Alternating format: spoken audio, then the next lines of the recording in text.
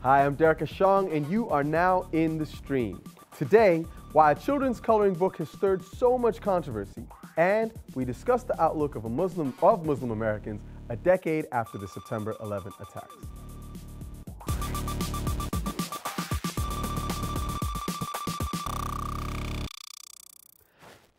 Our digital producer, Ahmed Shahab Eldin, is here looking out for your live feedback. Also on the couch with us is Shahid Amanullah, a senior advisor at the U.S. State Department who's working on digital diplomacy. Shahid, tell us what you do at the State Department. Well, my job is I work with the Office of the Special Representative to Muslim Communities. There's a department at the State Department that is meant to engage with Muslim communities worldwide, and a primary way we do that is through social media, and actually we really try to reach out to grassroots people to avoiding kind of institutions and going straight to public voices. And how do you, when people talk to you about this sort of thing, it's public diplomacy, yes. But some will then argue that, well, it's propaganda because it's got a governmental spin. So how do you address those questions? It's about having a conversation. I mean, many of the people I address on social media are floored that they're having an actual conversation with a government official, and that shows a level of respect. I mean, we're trying to listen to what people have to say. Take it, there may be differences, there may not be differences, but we're trying to at least create that conversation between real people, not just faceless institutions, because that's the only way forward. Well, we're glad to have you here because we're having a really important conversation about the status of Muslims in America, and I'm very interested in getting some of your insights. Absolutely. Thanks for being with us. Sure. Absolutely. As always, we want to know what stories you are listening to as well. Pitch your story idea to us in a brief video and tweet it using the hashtag AJStream.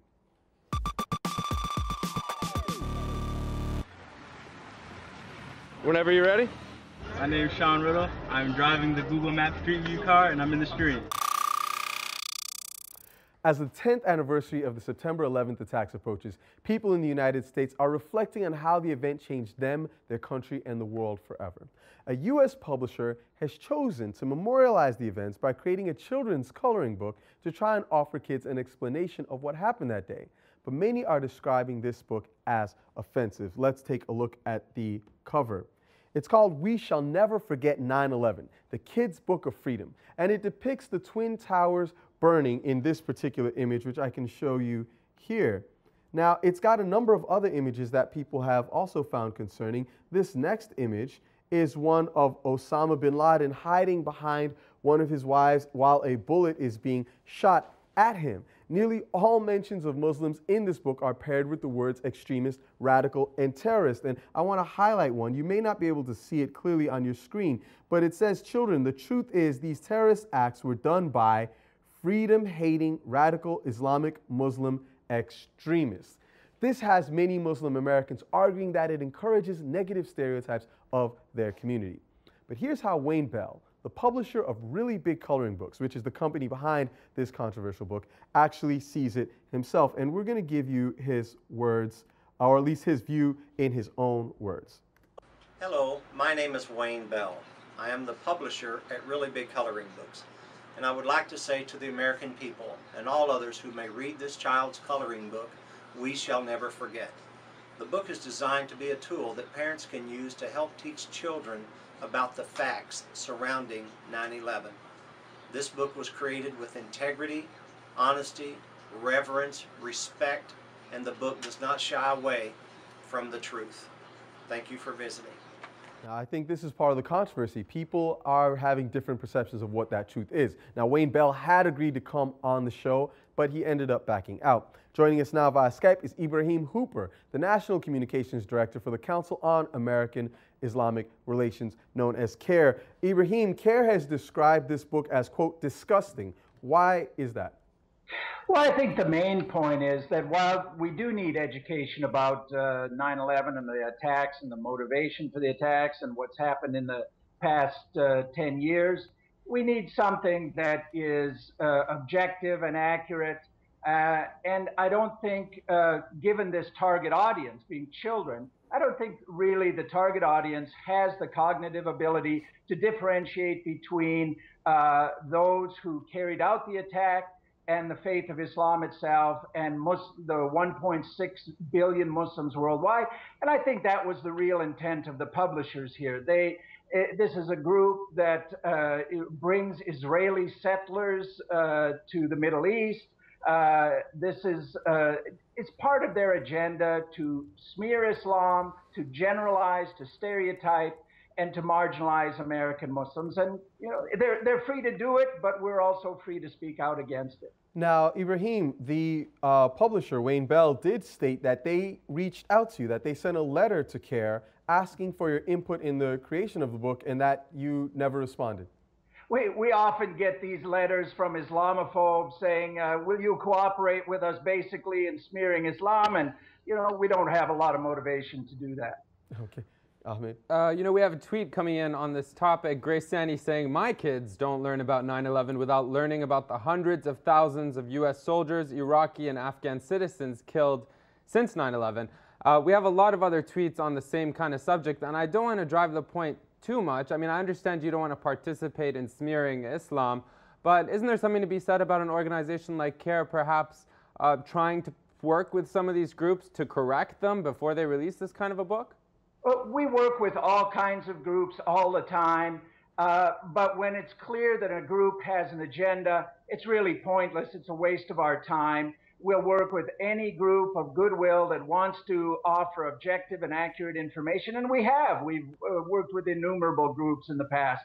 But when something comes in and it's clear what their intent is, it's really a waste of our time to participate in that kind of effort. Ibrahim, let me press you a little bit on this point, because I'm looking at the website, bigcoloringbook.com, and I see a book here about the three little pigs, which is a common story many people hear. I see another one about African-American leaders. I see one about dinosaurs. I mean, ostensibly from looking at this website, I don't see any evidence that they potentially started out with a particular perspective. So how did you know upon, just let me finish the question. Let me just finish the question, Ibrahim. Ibrahim, if you would just allow me. When you first received the letter from them, Ibrahim, how did you identify upon receipt of the letter that they had an agenda? That's what we want to know. I'm assuming that whoever they sent the letter to did a little research. On the other hand, you know, a lot of these people just send a letter to whom it may concern, and it gets lost in the mix. I don't even recall receiving it, but let's assume he sent it. You know, but in general, that's how we work with these kinds of things. If it looks like it's something reasonable, we'll work with it. If it looks like it's agenda-driven, we won't. Shahid, I'd love to get your thoughts on this, because it seems to be, you know, one of these issues when we read the language from the book and it's very clearly negative, but they're claiming that they wanted to reach out. Well, I mean, there's a couple of levels I'm looking at this. First of all, there's the macro level. I mean, we as a country are engaged in efforts in Afghanistan. My wife is going to be deploying to Afghanistan for a year next week. You know, I don't want her safety to be threatened by any sort of incidents that something like this that this might cause. And you know, that goes for all of our servicemen and women overseas. So you know, yes, this person has a right to do something like this, but they have to take into consideration the larger picture. Now, on the micro level, you know, I just had the conversation with my 9-year-old son about 9/11. You know, the two conversations I dreaded having, the 9/11 one and the birds and the bees one. And you know, it was really hard to have that discussion with him, you know, in a way that preserved his Muslim identity. It's the type of conversation I would hope to have with any child. And you know, when I look at something like this, my child wouldn't be able to read this and come away without some sort of really, you know, deep feeling inside that maybe there's something wrong with me. And I would hope that something geared toward kids, and frankly, you know, the fact that it's a coloring book means that it's addressed to a very young age, regardless of what they say. Yeah. It needs to be able to address it in a way that doesn't leave children feeling angry, upset, or you know, going out to find my son and beat him up. Well, so this is something that I think is really interesting in looking at this book, because I just want to highlight my screen once more. And if you see at the bottom of the screen, you see the imagery that we're talking about. If you scroll up, you can see that there's actually a great deal of language. And there are words that are printed relatively small. And I can say from my family, when I look at my daughter's children's books, they have big letters and few of them. And you know, my daughter's very small, so I don't know about older children. But it looks to me in reading this that I wonder if the actual structure of it is truly geared towards children. And Ibrahim, I'm curious to get your thoughts on this. Do you believe that this is perhaps dealing with something more than just an audience of children? Well, I believe it's geared to indoctrinate children. I believe it's geared to offer a stereotypical portrayal of Islam and Muslims to children so that when they get older, they maintain some sort of hostility to Islam and Muslims. We see hundreds and hundreds of these kinds of efforts. You go on the internet, it's just a cesspool of anti-Muslim hate nowadays. And there's a veritable cottage industry of hate mongers promoting this kind of stuff. Look at the language in the book. They did it because they hate our freedom. You know, that old line. It's just one of those many agenda-driven efforts to stereotype Islam and to marginalize Muslims. Ibrahim, we have a tweet from Liberté_info kind of arguing your point, echoing what you're saying the book clearly tries to amalgamate different terms like terrorist, Muslim, extremist, and also the word crazy, which is not mentioned in this tweet. And then we have a tweet from MG Huff saying, does the book have any positive images of Muslims or mention that Muslims died that day too? And perhaps that's the larger question. Now, 10,000 copies have already been sold, which is, I think it's sold out, and it's now going to its second print. So what is your main concern in terms of trying to maybe do something as part of CARE to reverse the perception that this book is releasing? Well, one concern is that we're giving this guy a bunch of free publicity, unfortunately. But we do educational efforts all the time. We have around the country, we have more than 30 chapters who are doing 9/11 commemorative events, panel discussions, interfaith activities, educational outreach activities, as are other Muslim groups and Muslim communities around the nation. As you mentioned, let's not forget that more than 30 Muslims died in the Twin Towers. There were Muslim first responders. If you go to our website, cair.com, you can find some public service announcements, videos featuring Muslim first responders to the 9/11 attacks. None of this obviously is shown in this agenda-driven coloring book. Ibrahim, thank you very much for joining us. Thank you. Now, remember, you can actually read more about this story and others right on our website, stream.aljazeera.com.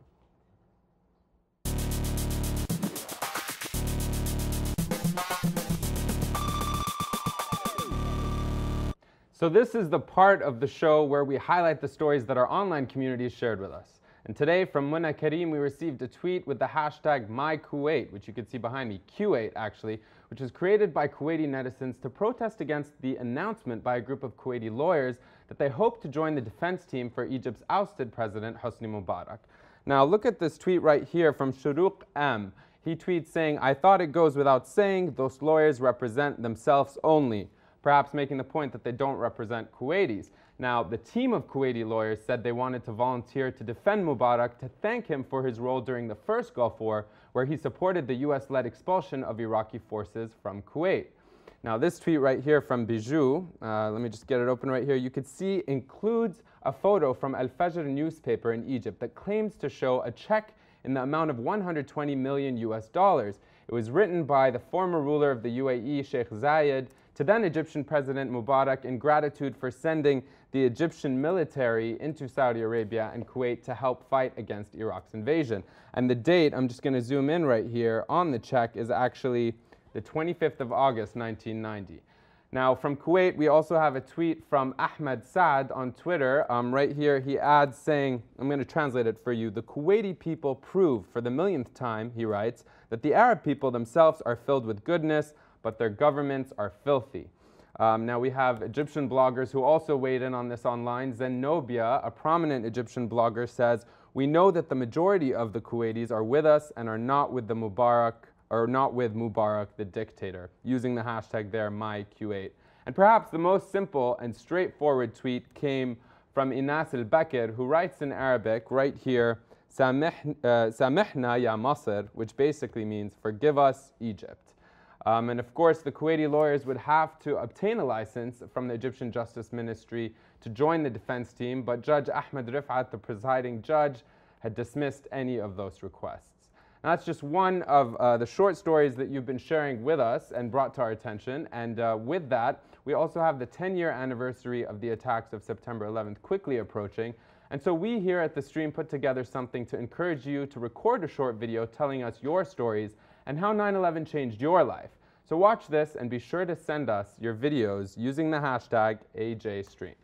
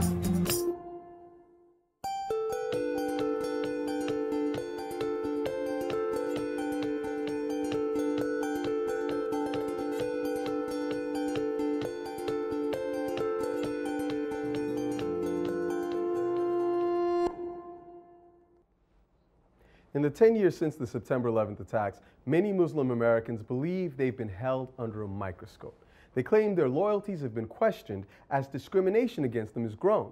New studies by various independent organizations show that more than half of Muslims in the United States feel like life has become more difficult since 9/11.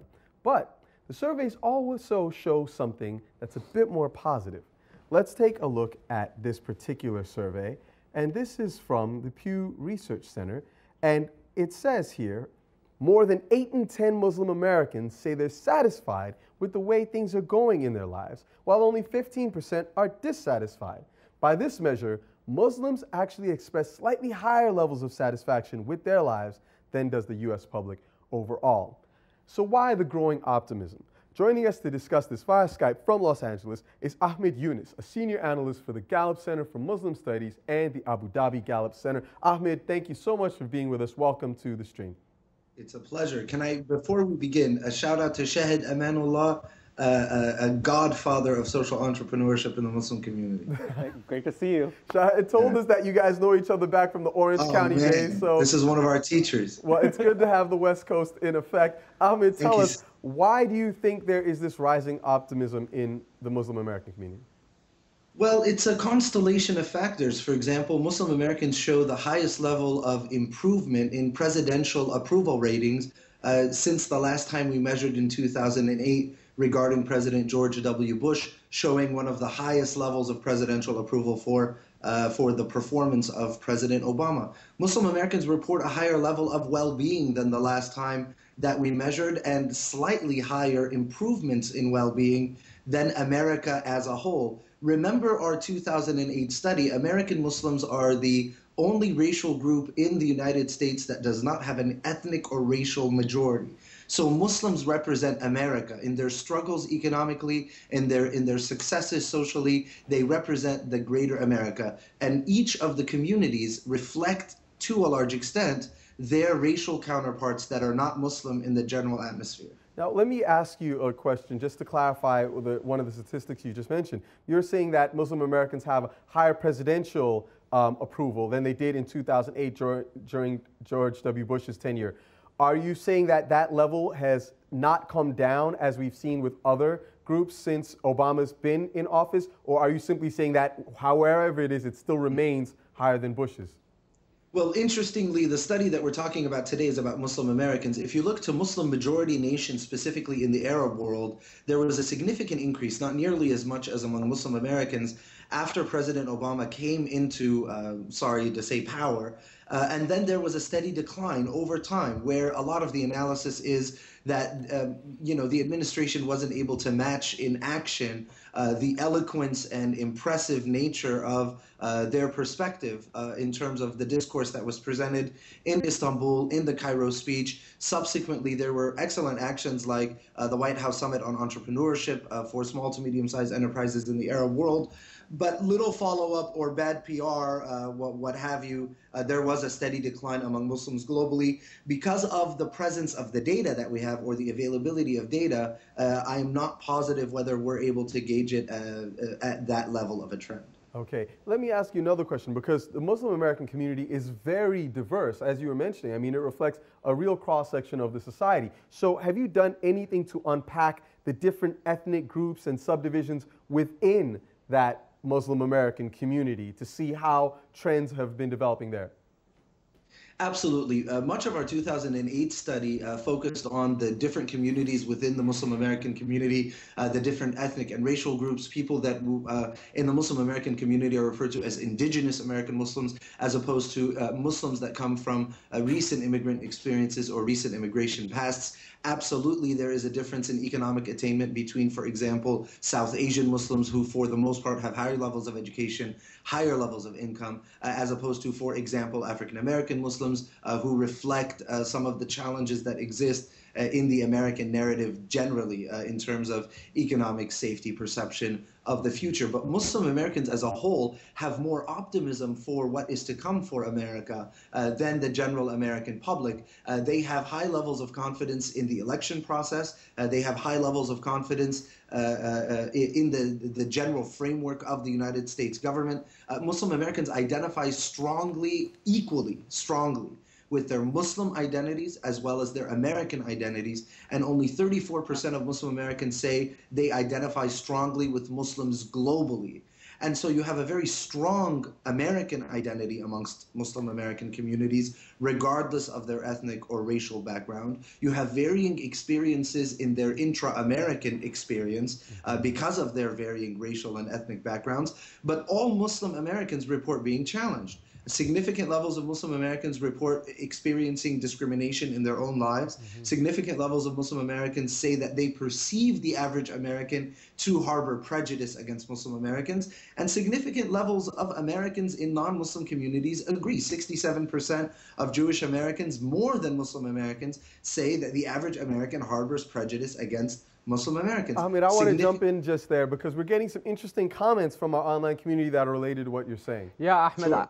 I just wanted to mention perhaps, Muslim Americans are more optimistic than the rest of Americans because for them, they picture that things can't get any worse for them. That's just one idea I thought I'd propose. But no, on a serious note, on Twitter, we have lots of people saying, to answer our question which we put out, which was, do you think of yourself first as a Muslim or an American? We have Riz Ahmed saying Muslim first, then Pakistani or Australian, because Islam teaches me that love for the country is part of one's faith. We have several tweets echoing this. This one from Phil Sand saying Muslim first, then British, Danish, Somali. My religion is more important than my nationality. Don't you think that perhaps a lot of Americans would regret that a lot of Muslim Americans put their religion before their nationality? I don't know.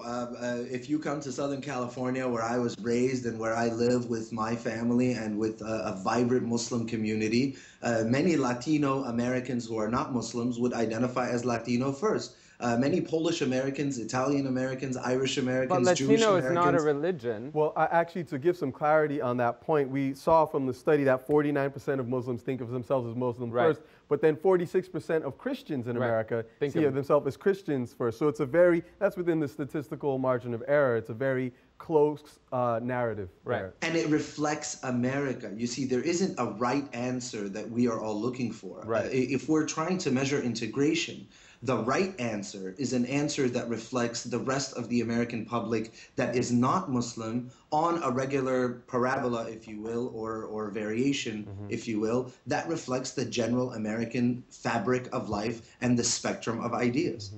Shahad, I mean, what is your take as a Muslim American working for the government with the community? Oh, well, first of all, these polls kind of, lay bare the secret that I think we all knew was that, this country was tested on 9/11 in terms of how resilient it would be with respect to minorities such as Muslims. And, here 10 years later, we're seeing a tremendous resilience that Muslims, by and large, have been incorporated as part of the American landscape. So we want to continue this conversation into our post-show. Thank you for, Shahid, pardon me. Thank you so much for being with us. Ahmed, thank you as well. We're going to be continuing. Remember, this week we're covering the 10th anniversary of 9/11 throughout the network, and Al Jazeera has created the hashtag AJE911.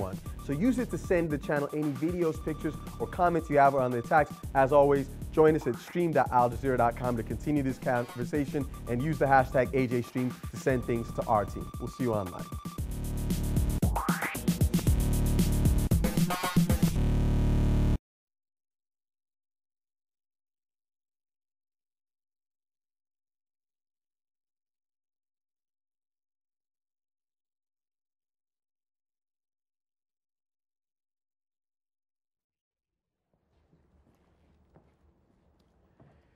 Hi, I'm Derek. Welcome back to the Post Show. We're going to continue this conversation about the status of Muslims in the United States 10 years in the wake of 9/11.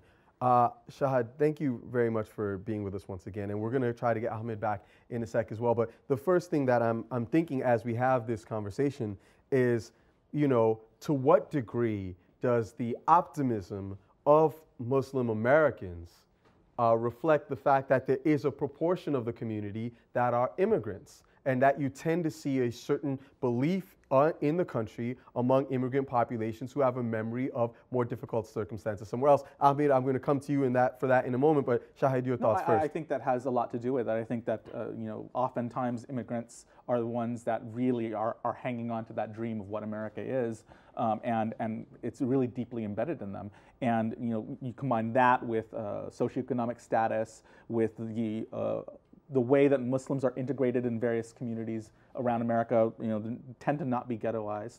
I think a lot of factors have played into that.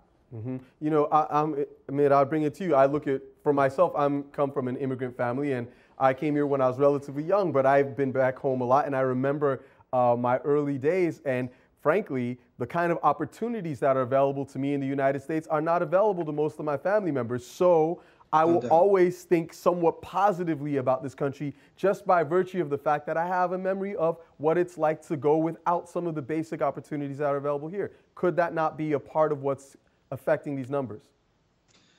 Sure, it absolutely could be. It could also be people's perception of their ability to raise their children Muslim, their perception of their community's ability to adopt an authentic American identity and fully integrate into society. We live in a global community. If you asked me what my identity is, I would tell you I am on an equal sentence with no hierarchy. I am Muslim, I am hip hop, I am Egyptian, I am an American, I'm an Angelino, I'm a fan of the Dodgers, I'm a friend of Shahid Amanullah. These are my identities, and they are equal in how I am created. I'm the son of an African father and an African woman with a PhD. These are the things that make me who I am. And for us to attempt to test Muslim American perceptions of identity against a theoretical framework that's not conducive to assessing how America is doing on race, on jobs, on education, on healthcare, on the integration of minorities, etc., then I don't know how much of a help we're offering in terms of our analysis. An excellent point. I love the fact that you said that you are hip-hop. I am hip-hop too, no doubt. We may have to do a separate show on that.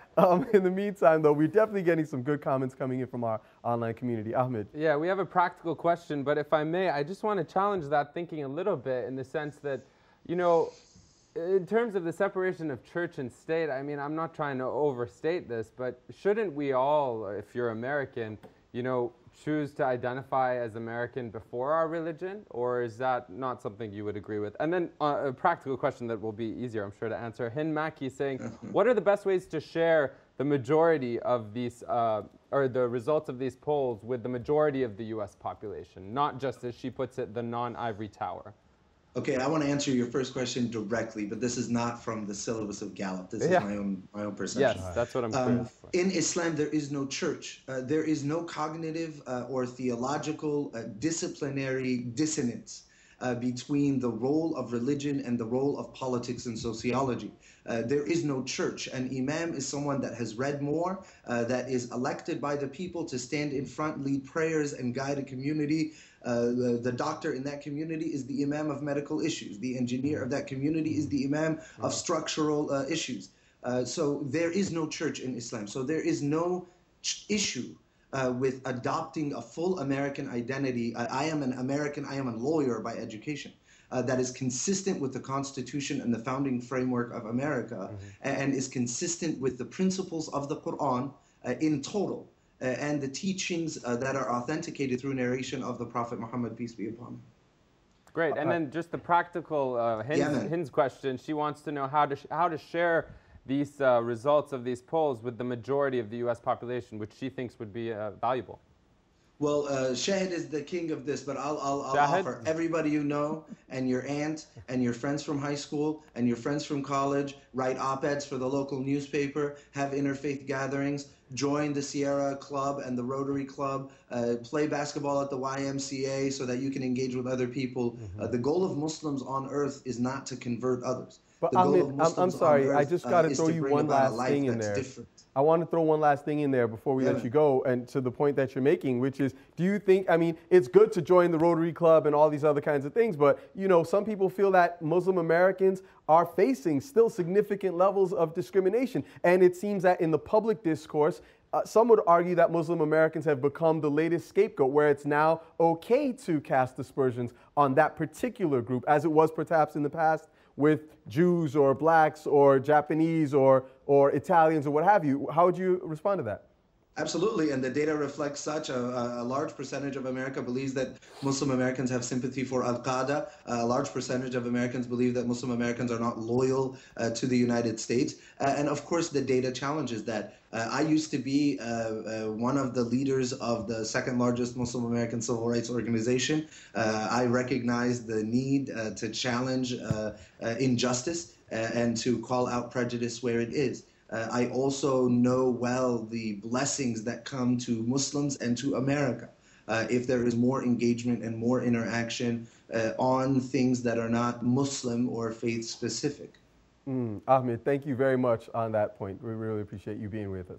Yeah, man, it's a pleasure. Absolutely. Next time. So this is really good. We actually want to get into another story that is related to this very point we just raised about the way that Muslim Americans are perceived, or how an organization that is perceived to be affiliated with the Islamic community might be perceived. We're going to talk about a tale that happened to one of our very own reporters, Gabriel Elizondo, who typically reports for Al Jazeera in Brazil, but he was on a trip throughout the United States talking with people, finding out their perceptions about 9/11. And he had a very interesting commentary about what happened to him in Texas. Now, we're going to go to Gabe in just a few minutes, but before we do, Shahid, I want to get your impressions. I mean, is it possible that there are certain communities in this country where, you know, what Ahmed said about joining the Rotary Club, where you might find that you're not as welcome in the Rotary Club? Well, look, you know, if every American grew up with a Muslim friend, we wouldn't have any of these issues.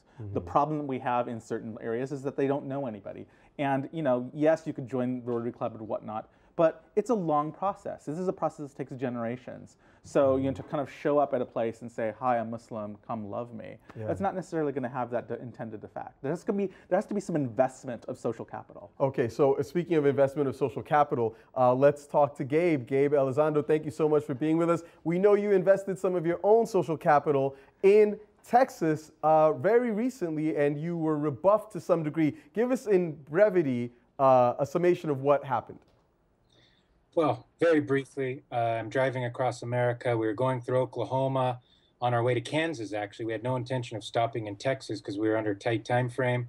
And we noticed it was Friday early evening, and football was going on, high school football. So we just made a very last-minute decision to drive over the border to Texas, find the first high school, and quite frankly, go see what we could film and just see if there's anyone there that would talk to me. That's pretty much it. That's the long and short of it right there. And in a nutshell, nothing much deeper than that. We read your piece on Al Jazeera, english.aljazeera.net, and Ahmed has got it up on his screen right now. And basically, that's the response, but there's an original post that I've got here on my screen that's called Welcome to Texas, Unless You're Al Jazeera. And so it seems that you were there to talk to people, but you were rebuffed. What happened? Well, we got to the school, and it was perfect setting, like I said in the blog. I got out of the car, and we could have just started filming right then, but out of respect and knowing that I just dropped into this town, I went to talk to the principal. At first, she seemed very interested. I just said I was a journalist from Brazil, and I told her I was driving across America. That was it. And then within the span of 30 seconds, she seemed fine with it, no problem. I handed her my business card, and that's when she said, oh, hold on, I need to go talk to the superintendent. He came back, and it's in the blog post, but he pretty much told me I wasn't welcome there. Gabriel, if I can ask you, in his response in the letter that we posted on our website, towards the bottom, I'm going to zoom in a bit here, he ends by saying, I do regret, however, that you did not return to talk to me more or confront me as you stated in your blog. I think we would have enjoyed a nice conversation. Having read his letter, why do you think he wrote this letter? Well, I posted that letter on the blog because I think he deserved a response, and I posted it without any of my own commentary.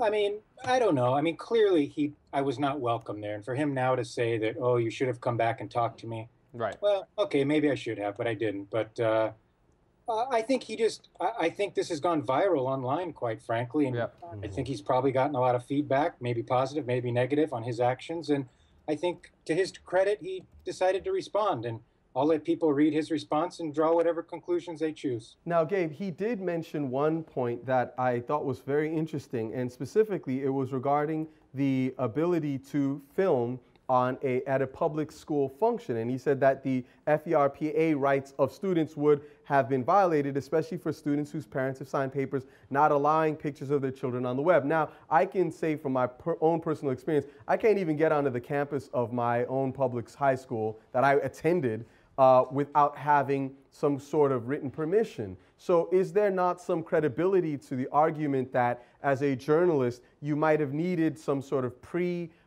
permission or some sort of pre-clearance in order to film or speak with children and their parents in that context? Yes, but open up any sports pages on Saturday in Texas and tell me what you see photographs of on the pages of the sports pages here. You see high school football games. I mean, I'm not the first person that's gone to a high school campus in the United States and said, I want to film a game, which is what I wanted to do. And I wasn't going to force a camera on anybody.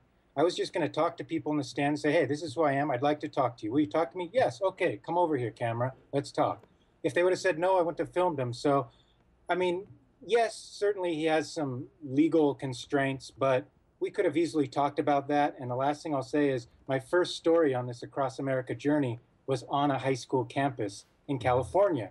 And so these aren't new issues. In that case, I talked to the person. They told me what the restraints were. I dealt with the restraints. I'm not there to get anybody in any legal troubles, but we didn't even have the opportunity to talk about that. So maybe if we would have, it would have turned out differently. Let me ask you one final question before we go, because we've just been having a conversation about the perspective of, or at least perceptions of Muslim Americans in the United States in the wake of 9/11. We're coming on the 10th anniversary, which is part of the reason why you're on this cross-country journey.